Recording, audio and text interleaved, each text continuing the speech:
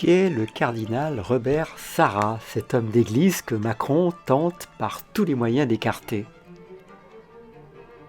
Les dessous d'une bataille silencieuse sont révélés ici. Né le 15 juin 1945 à Ourous, en Guinée, dans une famille animiste, Robert Sarrat est aujourd'hui l'une des figures les plus influentes du catholicisme traditionnel.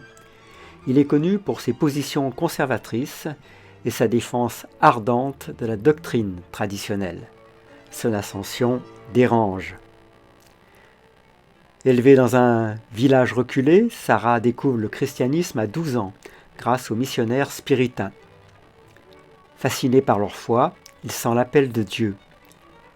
Malgré les obstacles, origine modeste, contexte africain, il entre au séminaire en Côte d'Ivoire, puis à Conakry. Ordonné prêtre en 1969, il étudie la théologie et la philosophie à Nancy, puis à Rome et à Jérusalem. À 34 ans, il devient archevêque de Conakry, l'un des plus jeunes évêques du monde.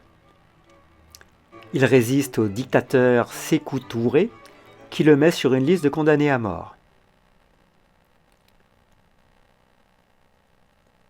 Nommé cardinal par Benoît XVI, Sarrat dirige la Congrégation pour le culte divin de 2014 à 2021.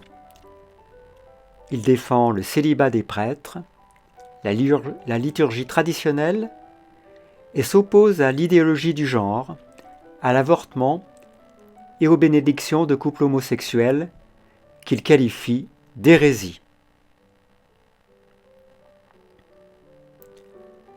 Pressenti comme successeur de François, le cardinal Sarrat effraie l'Élysée.